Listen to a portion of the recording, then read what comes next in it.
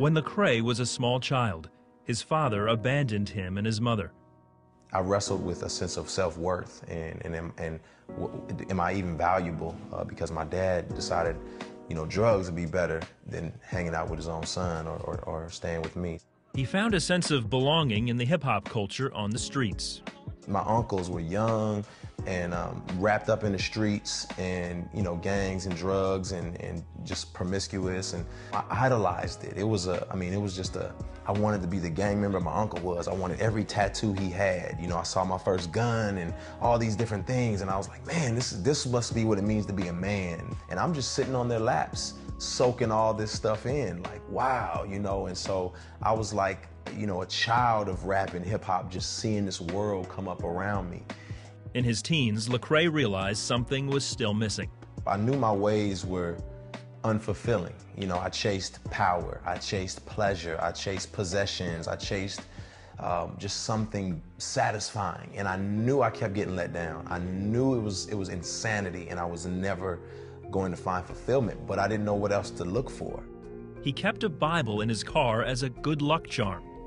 One night, police caught him trespassing and in possession of drugs. He was cuffed and sat in the police car waiting to go to jail. And the police officer goes to my car, and he saw the Bible, and he came back to the police car and he said, son, you got a Bible in your car? And I said, yes, sir. He said, you know what that Bible's about? And I was like, I need to. And he said, well, you know what, today I'm gonna let you go because I want you to get into that Bible and I want you to start living it. And that really did something to me, and that really rocked me. And I didn't want to get in any kind of trouble like that again. He joined some friends at a Christian conference where he heard what Jesus did for him on the cross.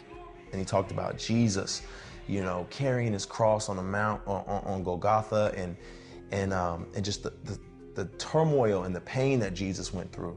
That Jesus would take all that on his own back floored me.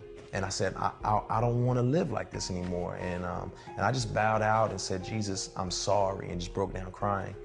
For a year, Lacrae walked a line between college partier and committed Christian. His life was spinning out of control, and he knew it. Just cried out to the Lord one day. I said, God, I feel like I'm going to kill myself or kill somebody. And I said, please just stop me before it gets to that point. I said, stop me. Do whatever you got to do. Just don't kill me.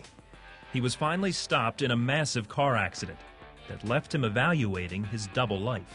I came out without a scratch. My car had flipped over.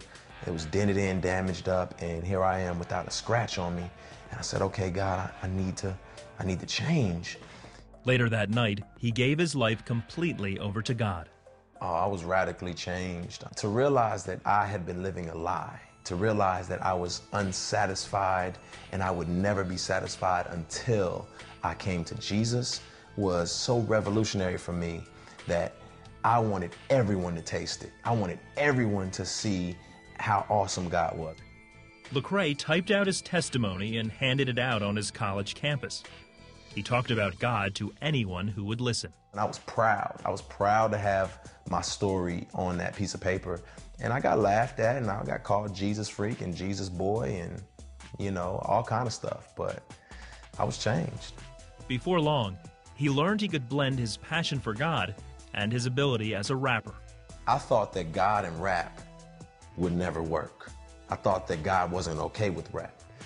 People knew I used to rap, and I went to the Bible studies, and someone said, hey, why don't you, rap about Jesus? And so I just on the spot, I just came up with the rap about Jesus, and they were like, man, that was good. And I was like, wow, Lord, maybe you could really do something with this. He began ministering to kids in juvenile detention. I ended up there for 3 years, every weekend, just sharing my heart and sharing scripture and rapping as their praise and worship on Sundays. His music has spread around the world. His newest CD, Rebel, debuted at #2 on iTunes. But his purpose goes way beyond selling CDs. I want to use my art form to encourage the movement in the church to say, hey, let's engage the city. Let's rebuild the city. And so that's really where my heart is to rebuild cities, is to see the city come to Jesus.